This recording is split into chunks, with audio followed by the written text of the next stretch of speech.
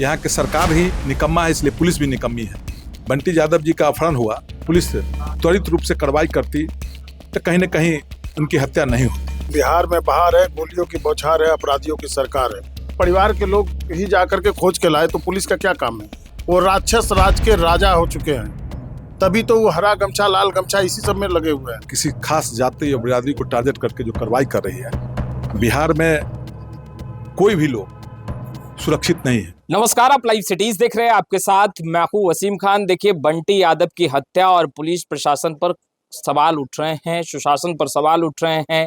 RJD की जो पुराने नेता हैं वो भी पहुंचे थे। तेजस्वी यादव ने भी फोन कॉल पर बात की थी। और अब देखिए, आरजेडी के कई कद्दावर नेता जो हैं बंटी यादव के घर पहुंचे हैं। मुकेश रोशन हैं, मुकेश यादव हैं, आरजेडी के कई कार्यकर्ता भी पहुंचे, नेता भी पहुंचे हैं। मुकेश रोशन जी, इस घटना को कई दिन बीत गए हैं। पुलिस ने जिस तरीके से कार्रवाई की है, हालांकि जिस तरीके से परिजन ने ही डेड बॉडी खोजा, अपराधी को भी परिजन ने ही पकड़ा, पुलिस की जो कार्रवाई है उसे कैसे देख रहे हैं? देखिए, हम तो लगातार कह रहे हैं कि बिहार में बहार है, गोलियों की बौछार है, अपराधियों की सरकार है। और पुलिस जो है शराब का जो है कारोबारी जो है उसको बचाने का काम करती है। और कहीं ना कहीं जितना गलत हो रहा है वो सब में पुलिस का सहयोग रहता है। तभी तो बंटी यादव जो न्याय का बात कर रहा था, लोगों के बीच में जो कुरीति है उसको उन्होंने उजागर करने का काम किया, तो उसके ऊपर जो है गोली बरसाया गया। आखिर परिवार के लोग ही जाकर के खोज के लाए तो पुलिस का क्या काम है? पुलिस नाम का कोई चीज़ है क्या बिहार के अंदर? शासन प्रशासन नाम का चीज़ है क्या? कहीं ना कहीं लगता है कि बिहार के माननीय मुख्यमंत्री जो है वो राक्षस राज के राजा हो चुके हैं, तभी तो वो हरा गमछा लाल गमछा इसी सब में लगे हुए हैं। अरे भाई, आपको शासन सत्ता मिला है तो आप देखिए कि कहाँ गलत हो रहा है, कहाँ सही हो रहा है। बंटी यादव का जो परिवार है आज न्याय की गुहार लगा रहा है, हम सब लोग उनके साथ खड़े हैं। और जब तक बंटी यादव के परिवार को न्याय नहीं मिलेगा, हम लोग सड़क से लेकर सदन तक राष्ट्रीय जनता दल के लोग संघर्ष कर करके उनको न्याय दिलाने का काम करेंगे।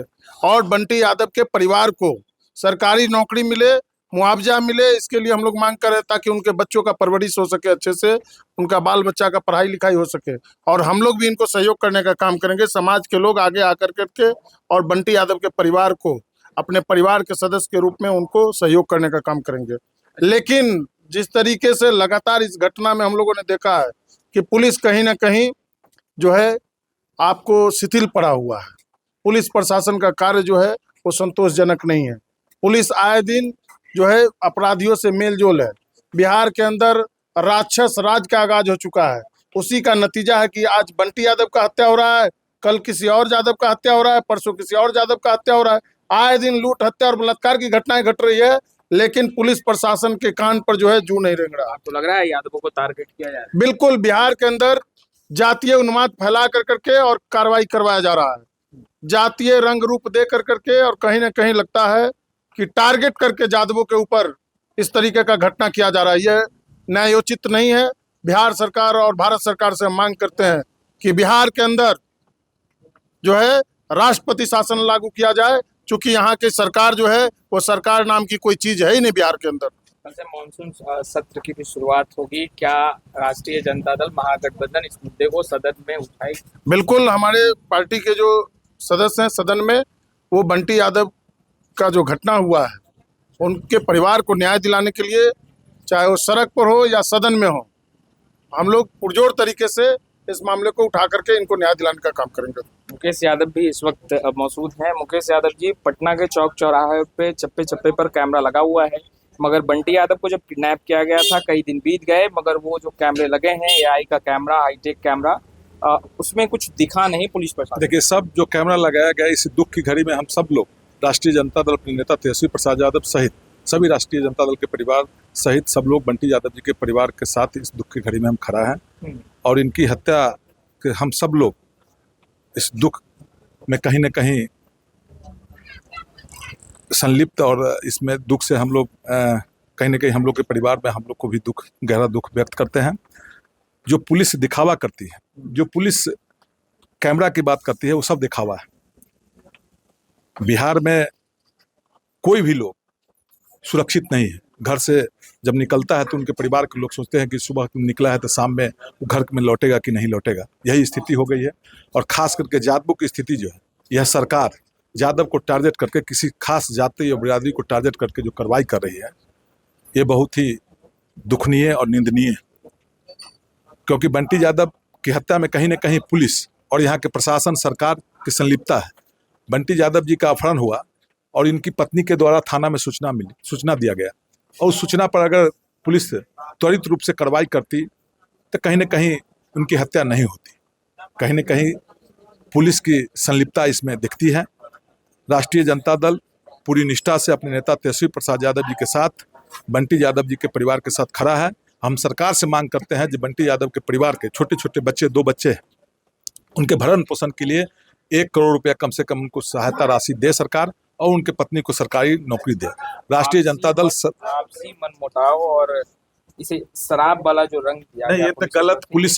पुलिस अपनी नाकामी छिपाने के लिए ये कहीं न कहीं कर रही है। अगर दारू भी अगर बिहार में बिक रहा है तो कहीं न कहीं सरकार और पुलिस उसमें इन्वॉल्व है। पूरी तरह सरकार और पुलिस के मिली भगत से दारू बेचता है, और पुलिस को जिस पर नई गुत्थी सुलझाता है उस पर तरह तरह के आरोप लगाया जा रहा है।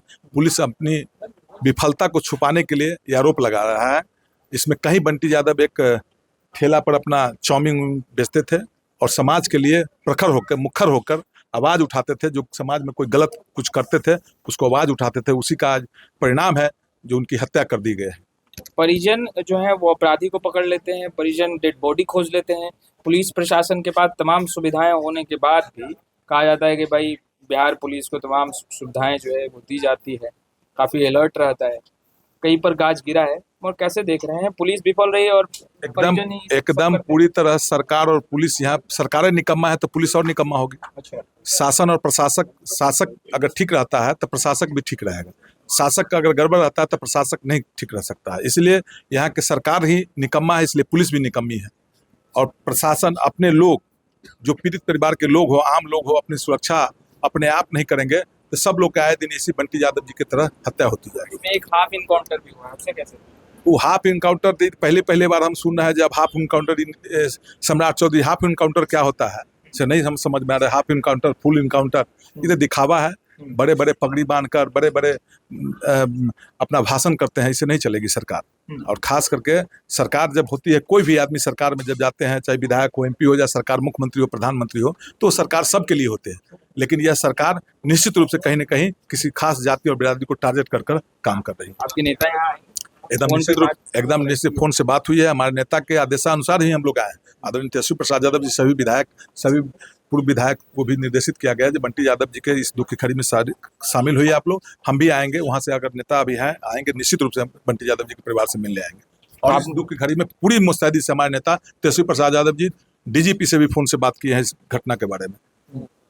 तो आपने सुना, तेजस्वी यादव ने संज्ञान लिया है, DGP से बात की है। फिलहाल RJD के तमाम वरिष्ठ नेता जो हैं वो बंटी यादव के घर पर हैं। हम तमाम तस्वीरें लगातार अपडेट करते रहेंगे। फिलहाल इस वीडियो में इतना ही। आपका बहुत बहुत शुक्रिया।